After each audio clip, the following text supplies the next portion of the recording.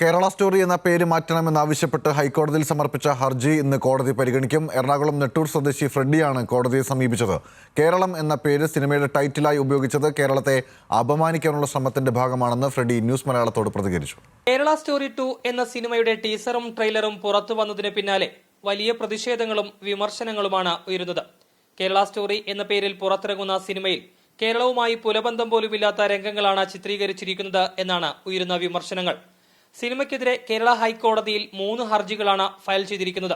രാജ്യത്തെ മറ്റ് ജനങ്ങൾക്ക് മുന്നിൽ കേരളത്തെ അപമാനിക്കാനുള്ള ശ്രമമാണ് നടക്കുന്നതെന്ന് ഹർജിക്കാരിൽ ഒരാളായ എറണാകുളം നെട്ടൂർ സ്വദേശി ഫ്രെഡി ന്യൂസ് മലയാളത്തോട് പ്രതികരിച്ചു. സിനിമയുടെ ടൈറ്റിലിൽ നിന്ന് കേരളം എന്നത് മാറ്റണം എന്നാണ് ഫ്രെഡിയുടെ ഹർജിയിൽ ആവശ്യപ്പെടുന്നത്.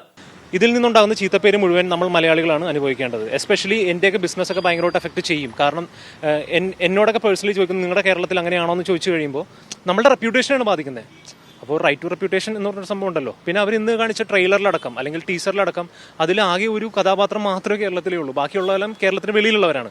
അവരിന്ന് പ്രസന്റ് ചെയ്ത ആ എല്ലാ വിക്ടിംസ് എന്ന് പറയപ്പെടുന്ന എല്ലാവരും അതിലൊരാൾ പോലും മലയാളികളില്ല. അപ്പോൾ ഇത് പ്രൊപ്പഗാൻഡ മൂവി തന്നെയാണ്. അപ്പോൾ അവർക്ക് ഇഷ്ടമുള്ള പടം പിടിക്കാം, അതൊക്കെ ഓക്കെ. പക്ഷേ കേരള സ്റ്റോറി എന്നുള്ള പേര് ഇടുന്നതിനെതിരെയാണ് നമ്മൾ കേസ് ഫയൽ ചെയ്തേക്കുന്നത്. കേരള സ്റ്റോറി 2 എന്ന സിനിമ കാണണം എന്ന ആവശ്യം ഹൈക്കോടതി മുന്നോട്ട് വെച്ചിരുന്നു. അതിനുശേഷമാകും കോടതി ഈ വിഷയത്തിൽ അന്തിമ തീരുമാനം കൈക്കൊള്ളുക.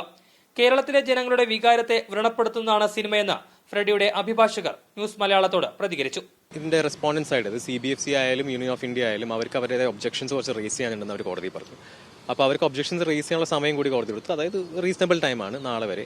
അപ്പോൾ നാളെ അവരുടെ ഒബ്ജക്ഷൻസ് കാര്യങ്ങളെല്ലാം റേസ് ചെയ്തിട്ട് അതിന്റെ പുറത്ത് അവരുടെ ഭാഗം കേട്ട് ഞങ്ങളുടെ ഭാഗം കേട്ടിട്ട് ആണ് കോടതി തീരുമാനം എടുക്കുന്നത്. ഒരു വികാരത്തെ വ്രണപ്പെടുത്തുന്നതാണ് മലയാളികളുടെ. സോ അതിനെതിരെ കൊടുത്തൊരിതാണ്. സോ നമ്മളുടെ അജണ്ട എന്ന് പറയുന്നത് അല്ലെങ്കിൽ നമ്മുടെ ഉദ്ദേശം എന്ന് പറയുന്നത്, ഉദ്ദേശശുദ്ധി എന്ന് പറയുന്നത് ഈ ടൈറ്റിൽ മാറ്റുക എന്നുള്ളതാണ്. കേരള സ്റ്റോറി 2 എന്ന് പറഞ്ഞിട്ട് പറഞ്ഞ ടൈറ്റിലും ഈ വന്ന ടീസറും ട്രെയിലറും കുറച്ച് ഡൈജസ്റ്റ് ചെയ്യാൻ ബുദ്ധിമുട്ടുണ്ട്.